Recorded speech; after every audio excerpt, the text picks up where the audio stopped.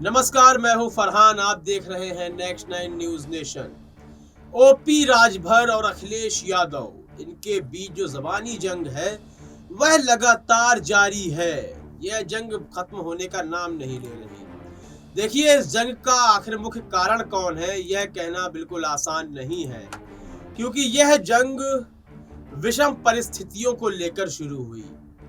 यह जंग चुनावों में अपने कार्यों के बंटवारे को लेकर शुरू हुई। इसमें गलत कौन है, सही कौन है, इसका फैसला सिर्फ आप ही कमेंट सेक्शन में करेंगे। देखिए, ओपी राजभर ने अखिलेश यादव को ताना दिया था और कहा था कि एसी से बाहर निकलें, कमरे से बाहर निकलें, तब चुनाव लड़ा जाए, तब जीता जाए। तो अखिलेश यादव ने भी इसका पलटवार किया था और कहा था कि हमें किसी की सलाह की आवश्यकता नहीं है। यानी कि ओपी राजभर जो उन्हें सलाह दे रहे थे अखिलेश यादव को, तो अखिलेश यादव को आवश्यकता नहीं है। बल्कि देखिए, राजनीति का यह मूल सिद्धांत रहा है कि आप पार्टी में भले ही राष्ट्रीय अध्यक्ष के पद में हैं, लेकिन आपकी पार्टी में यदि कोई वरिष्ठ नेता है, यदि कोई अनुभवी नेता है, तो उसके अनुभव से फायदा उठाना चाहिए। लेकिन अखिलेश यादव इसको अपने स्वाभिमान पर ले जाते हैं और जवाब देते हैं। मौजूदा समय में ओपी राजभर ने फिर पलटवार किया है अखिलेश यादव की बात का। उन्होंने कहा है कि आजमगढ़ के चुनावों में हम 300 कार्यकर्ता, मतलब ओपी राजभर को मिलाकर कम से कम 300 कार्यकर्ता 12 दिन तक चुनाव प्रचार करते रहे।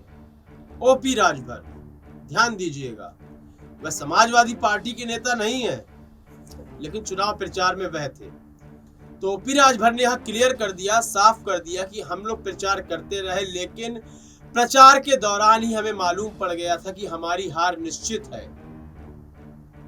प्रचार के दौरान मालूम था उन्हें कि हार निश्चित है। उन्होंने कहा, जब सेनापति ही मौजूद नहीं होगा तो हार को कैसे सुनिश्चित, जीत को कैसे सुनिश्चित किया जाएगा। इसलिए हमें पहले ही मालूम था कि हमारी हार निश्चित है। इतना ही नहीं कहा, जैसे कि भारतीय जनता पार्टी के साथ, नेताओं के साथ ओपी राजभर दिख जाते हैं यदि, तो सवाल होने लगते हैं। तो उन्होंने कहा कि मुलायम सिंह यादव चाहे प्रधानमंत्री मोदी से मिले या अमित शाह से मिले, अखिलेश और मुलायम सिंह चाहे सोनिया गांधी से मिले या राहुल गांधी से मिले, कोई सवाल नहीं करता। यदि ओपी राजभर किसी के साथ मुलाकात कर लेता है तो सवालों की झड़ी लग जाती है, यह कहा ओपी राजभर ने। तो मुझे लगता है अखिलेश यादव तक यह भी बात पहुंचेगी और आने वाले समय में इसका भी जवाब आएगा।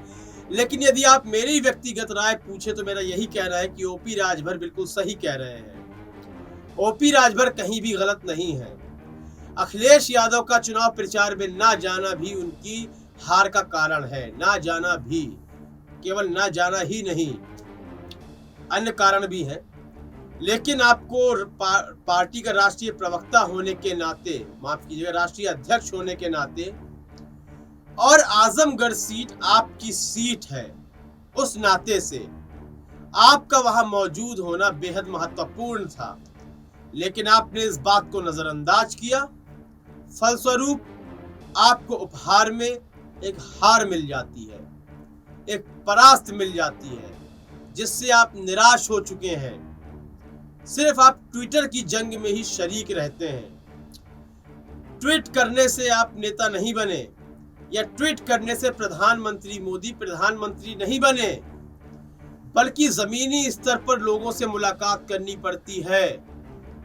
पार्टी में अन्य नेताओं को भी शीर्ष नेता की उपाधि दी जाती है।